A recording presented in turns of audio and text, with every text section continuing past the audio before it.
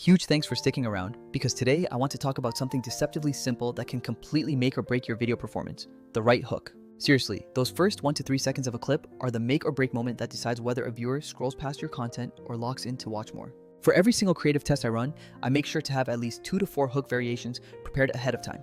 The reason is simple: one tiny pivot in that very first beat can drastically change your click-through rates, your view-throughs, and ultimately your conversions. Quick note before we dive into the list: I use a bunch of tools in my workflow, but lately I have been leaning on Vizard to pull the good parts out of long videos and turn them into snackable clips. I will show you exactly how it fits into the testing flow later on, but for now, let's jump into the top 10 hooks that you actually need to be testing this week. First up is family member hooks, which are often underrated but land incredibly hard for certain audiences. Hooks that call out specific family roles like moms, dads, or kids are essentially an emotional shortcut to attention. If you see your customers mentioning family members in comments or DMs, try weaving that exact language into your opener. Number 2 is timeframe hooks, because specificity absolutely wins in the world of content marketing.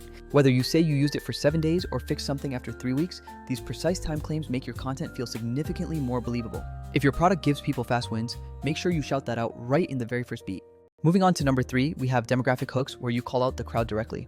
Whether you are targeting 50 plus or new moms, using direct demographic language helps your ad find its people much faster. Always remember that messaging hooks are huge, but don't forget the power of visual imagery to pop in a feed. Number 4 is educational hooks, because teaching first instead of selling directly is absolute top of funnel gold.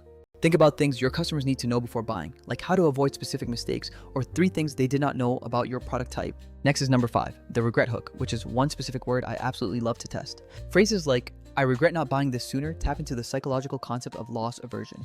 It is not manipulative if it is honest, as it simply hits an emotional chord that resonates with people who have felt the same way. Number 6 brings us to negative hooks, which are a bit more critical or even contrarian in nature. These work because they spark immediate curiosity and defensiveness, making folks wonder if they are being misled or missing out on something important. Number 7 is the classic POV hook, which invites the viewer into a very familiar scene. Little tip for you: if you have a hook that is already working well, just try slapping POV in front of it and see how it performs. When you catalog top performing hooks, most fall into 2 categories, either problem-oriented or product-oriented.